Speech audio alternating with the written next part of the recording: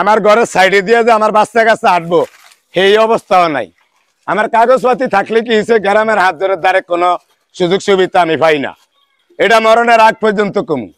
এই দেখেন আমার বাগানের ঘরের সাইডে দিয়ে যে আটবো, এই যে আমার ঘরের সাইডে দিয়ে যে আমার হোলা পাইন আটবো সেই জায়গা নাই।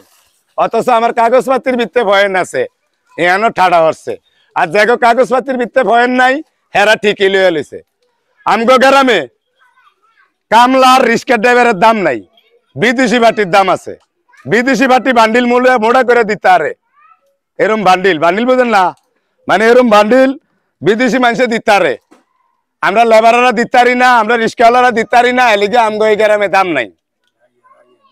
বাংলা কথা যেটা অনেক দেখেন না, আমার আটটারি না, আমার জায়গা জমিন থাকতে আমার হোলা বানি আমার ঘরের সাইডে দিয়ে আটটারে না। আমার ঘর যে একটু লেবা হোসা করবো সেই সুযোগ নাই। আর জায়গা জমিন কম, হ্যাঁ গো সাইডে দিয়ে গিয়ে দেন সাইডে সাইডে জায়গা আছে, অথচ আমার বেশি হয়ে আমার কোয়ালো ঠাডা হচ্ছে। আমার কথা একটাই, দেশের মানুষের কাছে, প্রবাসী ভাইয়েরা, দেশের ভাইয়েরা যারা দেন আমগো ভিডিও একটু বেশি করে শেয়ার লাইভ করেন। আপনাকে একটা টিপস হয়ে রুচিলায় আমার বাপদাদার অর্থ সম্পদ আমি ফেরত পামু।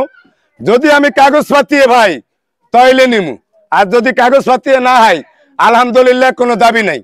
বাংলা কথা যেটা।